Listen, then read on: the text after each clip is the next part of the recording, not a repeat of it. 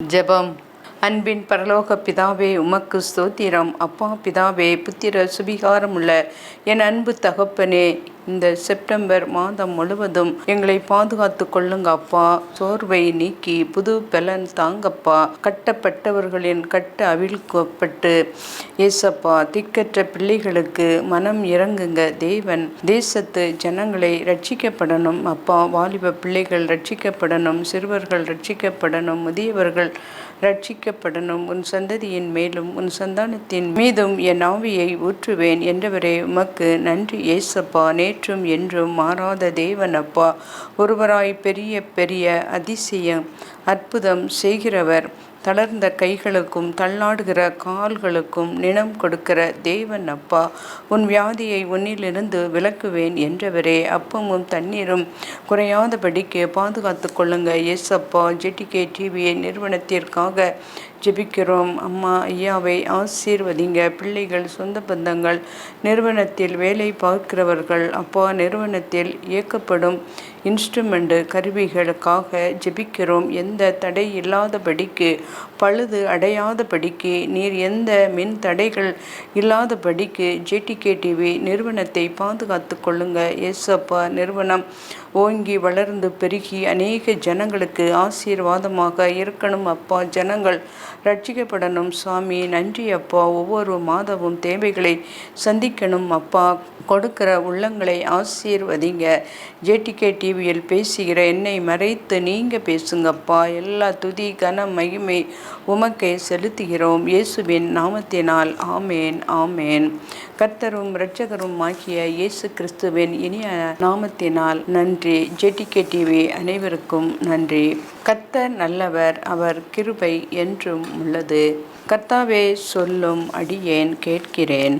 கர்த்தரையே துதிப்பேன், காலமெல்லாம் துதிப்பேன்.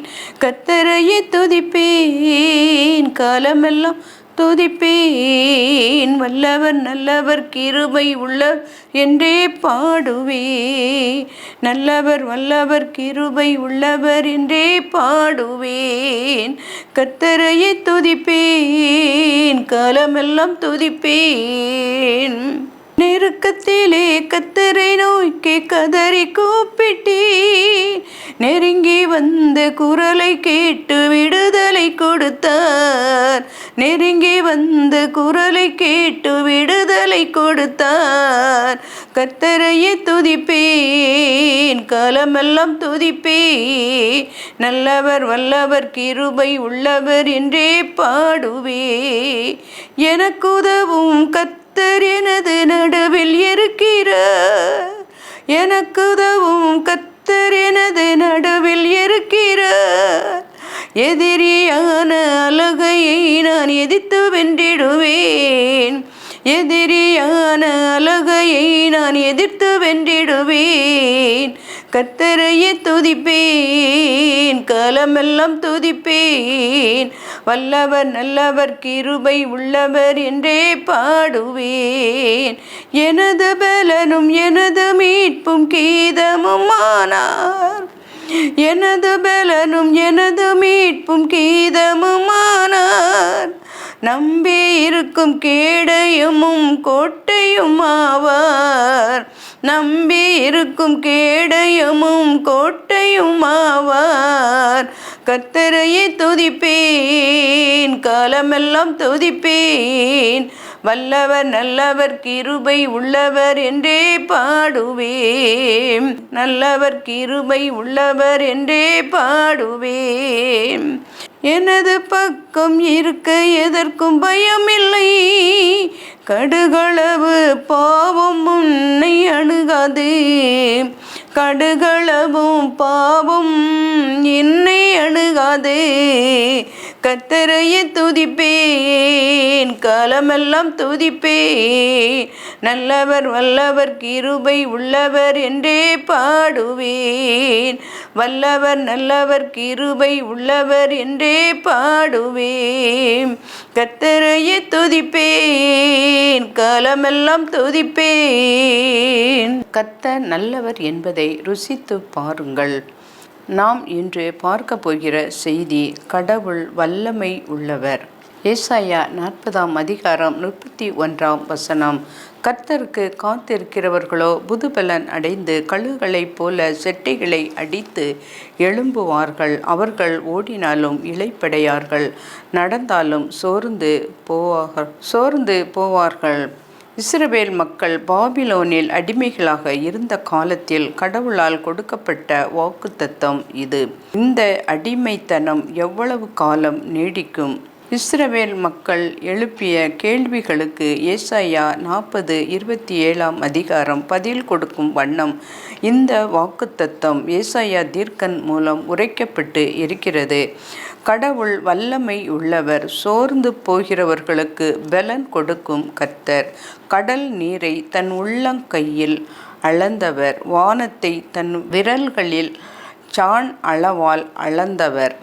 மண் உலகில் புழுதியை மரக்காலால் அளந்தவர். மலைகளையும் குன்றுகளையும் தராசால் நிறுத்தவர் என்றும், அனைத்தையும் நமது ஞானத்தால் படைத்தவர் என்றும், தீவுகளை அணுவை போல தூசியை விட இலகுவானது தூக்குகிறவர் என்றும், வான்வெளியை திரைச்சீலை போல் விவரித்தார் என்றும் கடவுளின் வல்லமை விரிவாக்கப்படுகிறது. கடவுளின் வல்லமைக்கு முன் ஒன்றுமில்லை என்றும், உலகை ஆளும் தலைவர்களை வீழ்த்தவும் ஒன்றுமில்லாமல் ஆக்கவும் அவரால் கூடும். அனைத்தையும் படைத்த கர்த்தர் ஆண்டவர் சர்வ வல்லமை உள்ளவராக இன்று நம் மத்தியில் நமது வரலாற்றில் செயலாற்றுகிறார் என்பதை நாம் ஒருபோதும் மறந்துவிடக்கூடாது. உலகம் முழுவதிலும் உள்ள தண்ணீரை தமது கையில் அடக்கிவிடும் கர்த்தருக்கு சோர்ந்து போன நம்மை பலப்படுத்துவது ஒரு பெரிய காரியமே அல்ல. அவர் நம்மை பலப்படுத்தும் போது நாம் கழுகுகளைப் போல புது பலன் அடைகிறோம். கழுகு குறிப்பிட்ட காலத்தில் வயது முதிர்ந்த தோற்றம் அடைகிறது. முதுமைக்கு பின் பலவீனம், மரணம் என்ற உலக ஒழுங்கின்படி கழுகு மாண்டு போவது இல்லை. பதிலாக முதிய தோற்றமுடைய அதனுடைய இறகுகள், நகங்கள் உதிர்ந்து போகின்றன. புதிய இறகுகள், நகங்கள் முளைத்து விடுகின்றன. சில வாரங்களில் அழகிய தோற்றமுடைய இளங்கழுகாக மாறி புது பலனுடன் வானத்தை நோக்கி சிறகடித்து செல்லுகிறது. முதுமையில் இருந்து மீண்டும் இளமைக்கு செல்லும் இந்த சிறப்பான வாழ்க்கை முறை கழுகுக்கு மட்டுமே உரிமையானதாக இருக்கிறது. இங்கு கழுகுக்கு உதாரணம் காட்டப்படுகிறது. கர்த்தருடைய பிள்ளைகளாகிய நாமும் நம்முடைய வாழ்வில் தோல்வி, சோர்வு, வீழ்ச்சி, அழிவு என்று நமது கதை முடிந்து விடுவது இல்லை. ஆண்டவர் நம்மை பலப்படுத்துகிறார். எனவே நாம் புது பலன் அடைவோம். கழுகுகளைப் போல் விண்ணை நோக்கி எழும்புவோம். நடந்தாலும் சோர்ந்து போக மாட்டோம். ஓடினாலும் இளைப்படைய மாட்டோம். கடவுள் அருளும் பலன் சிறந்த அற்புதத்தை நமது வாழ்வில் கொடுக்கிறது. சோர்வை நீக்கி புது பலன் தருகிற ஆண்டவர் நம்மிடம் எதிர்பார்க்கிறது என்னவென்றால், கர்த்தர் மீது நம்பிக்கை வைக்க எதிர்பார்க்கிறார். கர்த்தருக்கு காத்திருப்பது அவர் மீது வைக்கும் தாராளமான நம்பிக்கையாகும். கர்த்தரின் செயலாற்றுக்கு பொறுமையுடன் காத்திருக்க எதிர்பார்க்கிறார். அதிக வேகமான பேருந்துகள், அதிக வேகமான கார்கள் என்று யாவற்றையும் விரைவாக செய்து முடிக்கும் ஒரு காலத்தில் நாம் வாழ்ந்து வருகிறோம். ஆனால் கர்த்தர் நம்மிடம் பொறுமையையும் காத்திருக்குதலையும் எதிர்பார்க்கிறார்.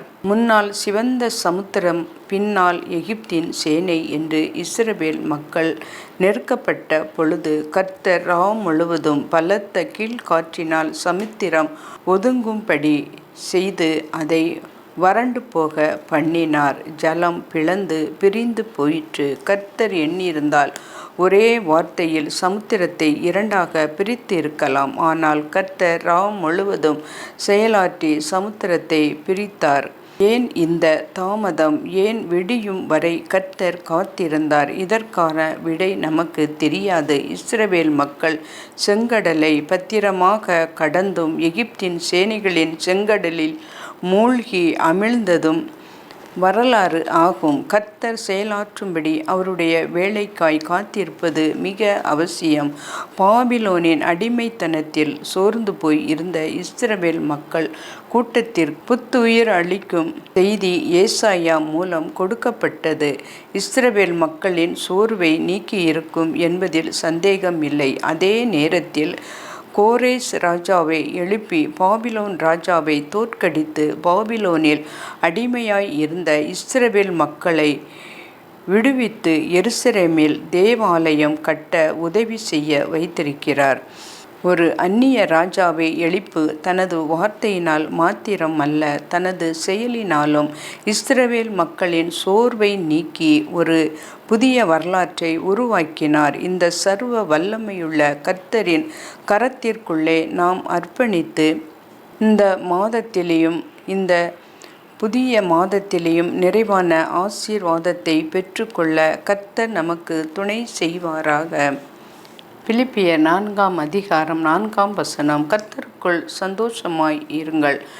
இந்த கர்த்தருக்குள் சந்தோஷமாய் இருக்கிறோமா? உலக பிரகாரமான சந்தோஷம் தேவனுக்குள் இன்று சந்தோஷமாக இருக்கிறோமா? இப்போ யாரையாவது பார்த்து சந்தோஷமாக இருங்கள் என்று சொன்னால் அந்த மனிதன் வாழ்க்கை நல்லபடியாக இருந்தது என்றால்தான் அவர்களுக்கு கேட்பதற்கு நல்லதாக இருக்கும். ஆனால் கஷ்டத்தில் இருக்கிற போது அந்த மனுஷன் சொல்லுவான், நான் எப்படி சொல்லும்? அந்த மனிதனுக்கு வரும், நமக்கு வரும். பவுல் சொல்லுகிறார், எப்பொழுதும் கர்த்தருக்குள் சந்தோஷமாக இருங்கள் என்று மறுபடியும் சொல்லுகிறேன் என்றார். பவுல் இடம் கேட்கலாம், ஐயா நீங்கள் நல்லா இருக்கிறீர்கள், ஆனால் சொல்லுகிறீர்கள் இயேசு கிறிஸ்துவை எப்பொழுது ஏற்றுக்கொண்டாரோ அப்பொழுதே அவர் மற்றவர்களிடம் சந்தோஷமாக இருங்கள் என்று கஷ்டத்தில் இருக்கிறவர்களை பார்த்து சொல்லுகிறார்கள். கர்த்தருக்குள் சந்தோஷமாய் இருங்கள், எப்பொழுதும் சந்தோஷமாய் இருங்கள் என்று மறுபடியும் சொல்லுகிறேன். அப்போ மறுபடியும் இன்றைக்கு நம்முடைய சூழ்நிலை சரியில்லாமல் இருக்கும் பொழுது பொருளாதார தேவைகள், வீட்டில் பிரச்சனைகள் இருக்கலாம். இதையெல்லாம் இருக்கும் பொழுது நாம் சந்தோஷமாய் இருப்பது எப்படி? நமக்கு வார்த்தையை எழுதியிருக்கிறதே. பவுல் சொல்கிறார், எப்படி சந்தோஷமாய் இருக்க முடியும் என்று. எந்த காரணத்தினால் பவுல் சந்தோஷமாய் இருந்தால்? முதலாவது பிலிப்பியர் 3ஆம் அதிகாரம் 7ஆம் வசனத்தில், எனக்கு லாபமாக இருந்தவைகள் எவைகளோ கிறிஸ்துவுக்காக நஷ்டமென்று எண்ணினேன். சந்தோஷமாக இருக்கிறதற்கு முதல் காரணம் இதுதான். நான் 8ஆம் நாளில் விருத்த சேதனம் அடைந்த நாளில் இஸ்ரவேல் வம்சத்தார், பென்ஜமின் கோத்திரத்தார், எபிரேயன், நியாயப்பிரமாணத்தின் பரிசேயன், பக்தி வைராக்கியத்தின்படி சபையை துன்பப்படுத்தினவன், நியாயப்பிரமாணத்தின் நீதியின்படி குற்றம் சாட்டப்படாதவன் என்று சொல்லி அவைகளில் எனக்கு லாபமான எல்லாவற்றிலும் கிறிஸ்துவுக்குள் நஷ்டம் என எண்ணினேன்.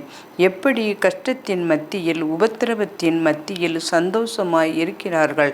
காரணம், எனக்கு இதுவரை எல்லாம் மேன்மையாக இருந்ததே, எனக்கு நஷ்டம் ஆகிவிட்டது என்று. எது முக்கியம்?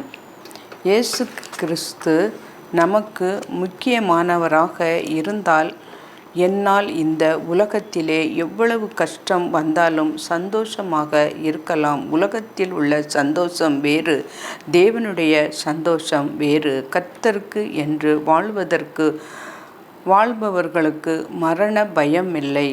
சாவே உன் கூர் எங்கே? மரணமே உன் பாதாளம் எங்கே என்று வீர முழக்கமிட முடியும். ஏனென்றால் மரணம் அடைந்தால் துன்பங்கள், போராட்டங்கள் போன்றவற்றின் நிமித்தம் விடுதலையாகி உடனடியாக கிறிஸ்துவில் நேரடியான பிரசன்னத்திற்குள் செல்லும் போது கிடைக்கும்படி பவுலை போல இந்த வசனத்தை தைரியமாக மகிழ்ச்சியுடன் கூறுவோம். கிறிஸ்துவை ஜீவனாக கொண்டவர்களுக்கு சாவு ஆதாயம்தான்.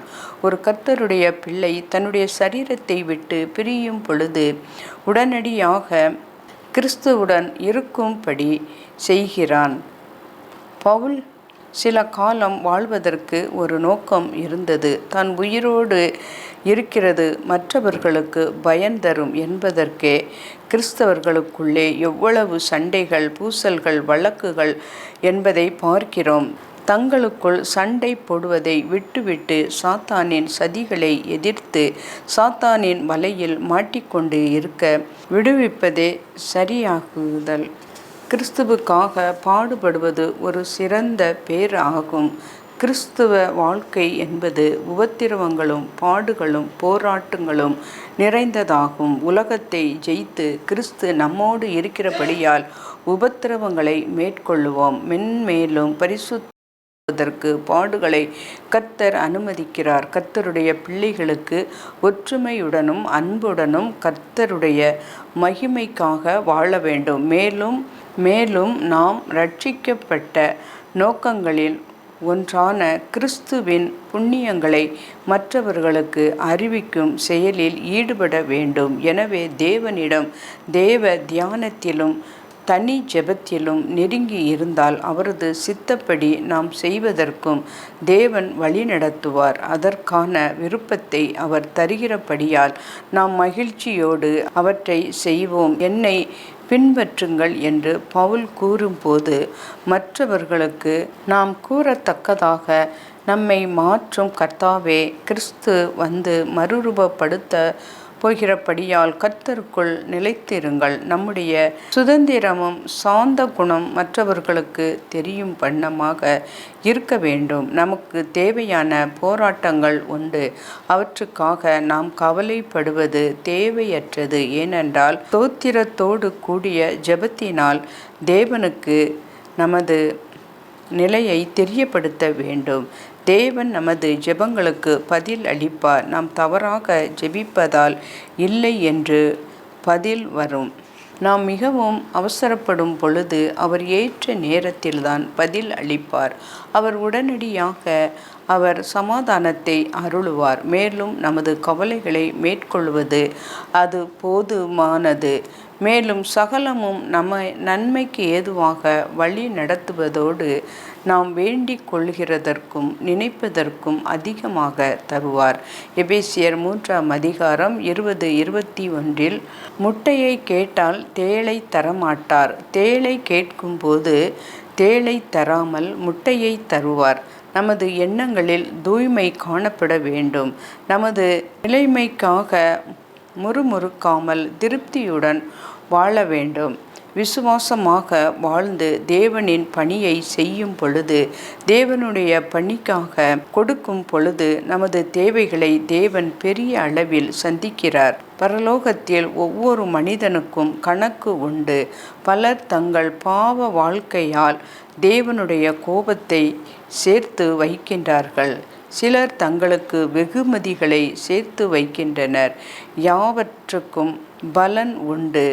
உண்மை ஊழியத்திற்கு உதவுகிறவர்களின் குறைகளை எல்லாம் கிறிஸ்து இயேசுவுக்குள் தேவன் நிறைவாக்குவார்.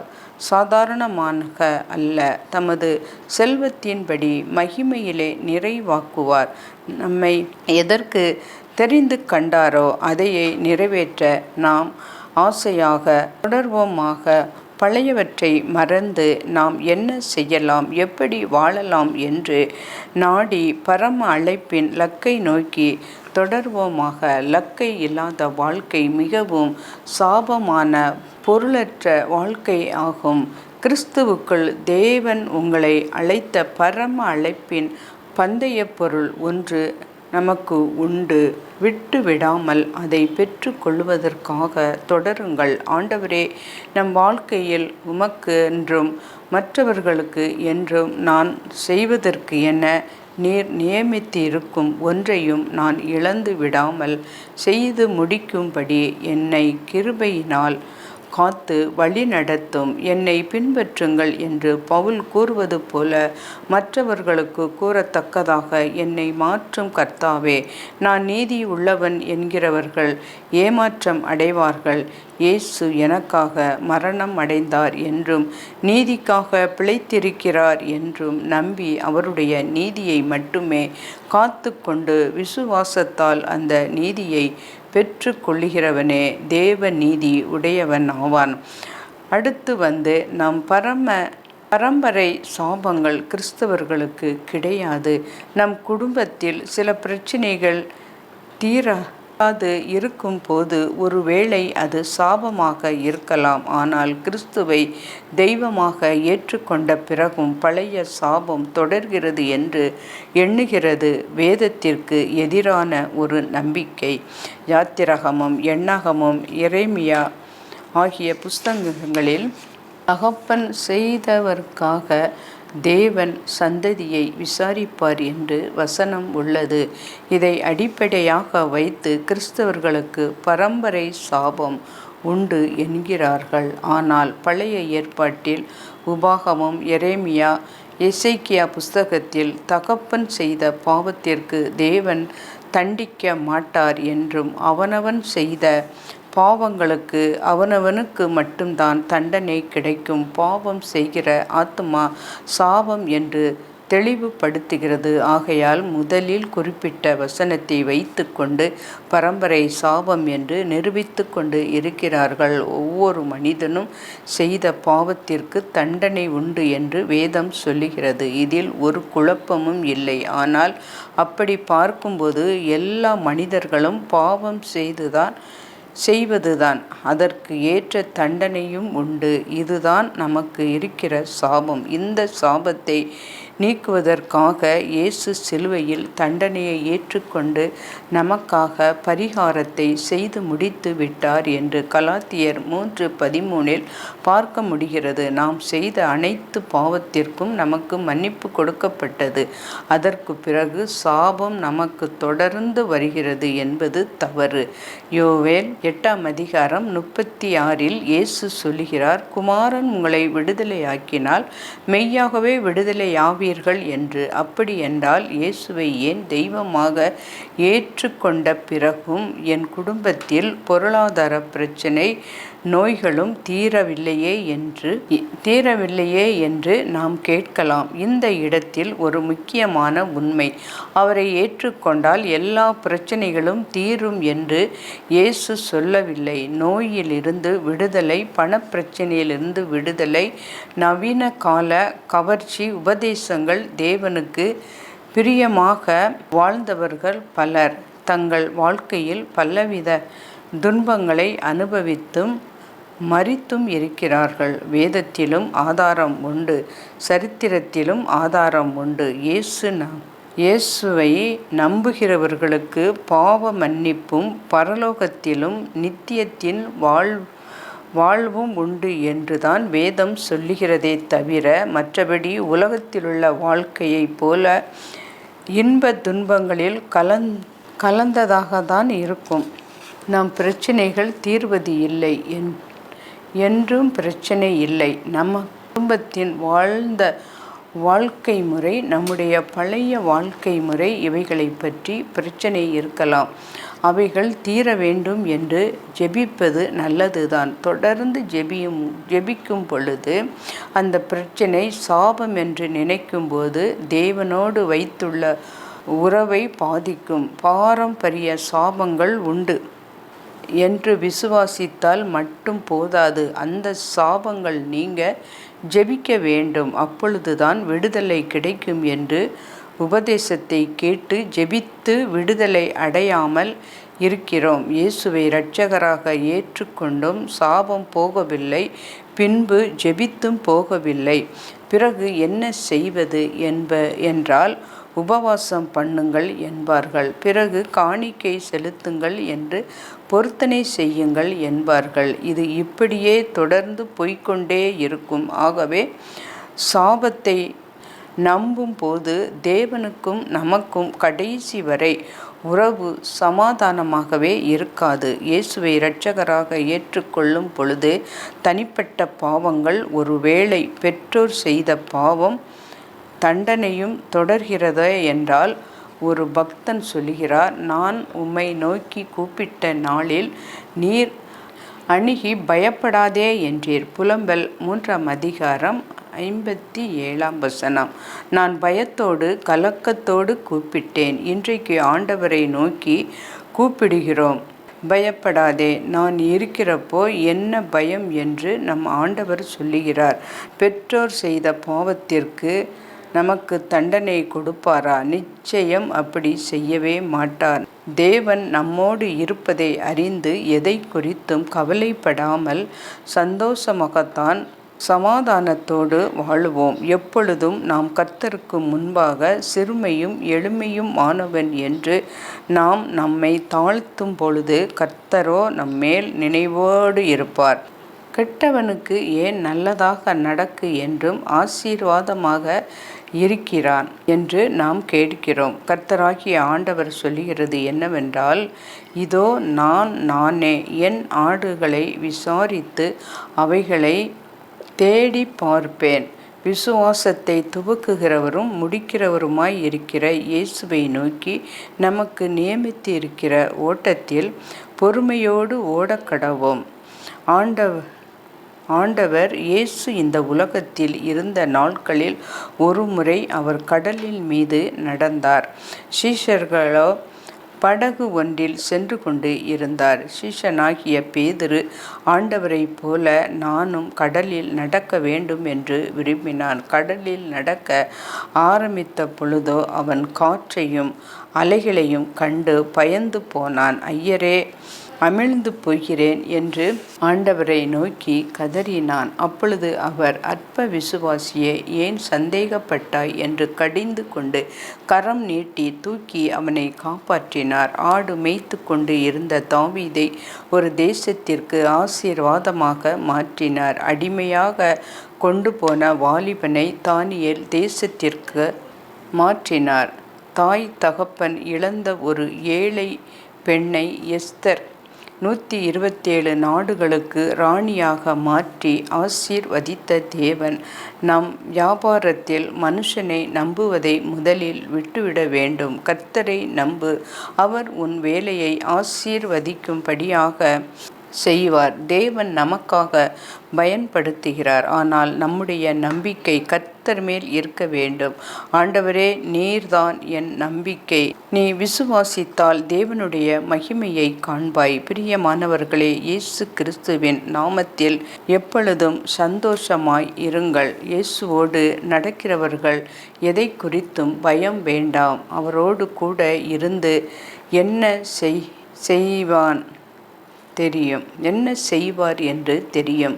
2 கொரிந்தியர் 1:10 பவுல் என்ற பக்தன் அனுபவத்தை சொல்லுகிறார். கர்த்தர் எங்களை தப்புவித்தார், இப்பொழுதும் தப்புவிக்கிறார், இனிமேலும் தப்புவிப்பார் என்று அவரை நம்பி இருக்கிறோம். சந்தோஷமாக வாழணும், திடன் கொள்ளுங்கள். தப்புவிக்கிற தேவன் கலங்க மாட்டேன், பயப்பட மாட்டேன், மகிழ்ச்சியாக கரம் பிடித்து நடப்பேன். தேவரீர் என்னோடு கூட இருக்கிறீர், உமது கோலும் உமது தடியும் என்னை தேண்டும். ஆண்டவர் நம் கூட இருக்கிறதினால் ஒரு மேய்ப்பனுக்கு தேவன் இருதயத்தை பார்த்து ஆசீர்வதிக்கிறார். தேவன் வெளிபக்தியை கண்டு ஏமாந்து போகிறவர் அல்ல. இயேசுவை ரொம்ப பக்தியோடு தொழுது கொள்ளலாம், புண்ணிய ஸ்தலங்களுக்குள் போகலாம், தியாகங்களை பண்ணலாம். இயேசுவை அப்படிப்பட்டவர்களை ஏமாற்ற முடியாது.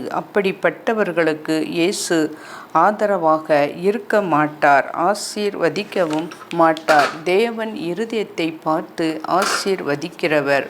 நம் இருதயம் எப்படி இருக்கிறது? ஒரு மனிதன் அழகாக ஜெபித்தால், அழகாக பாட்டு பாடினால் அற்புதம் நடக்காது. நம் இருதயத்தை இயேசு பார்க்கிறார். பாவத்தை விட்டு மனம் திரும்பி இருக்கிறான், ஆனால் பாவத்தை குறித்து உணர்வு இல்லாமல் பரிசுத்த உள்ளம் வாஞ்சிக்கிற பாவத்தை விட்டு மனம் திரும்புகிறான். அதைத்தான் பார்த்து கர்த்தர் அற்புதம் செய்வார். இருதயத்தை பார்க்கிற தேவன் நமக்கு பயமுள்ள ஆவியை கொடாமல் பலமுள்ள ஆவியையும் அன்பையும் தெளிவையும் புத்தியுள்ள ஆவியையும் கொடுத்து இருக்கிறார்.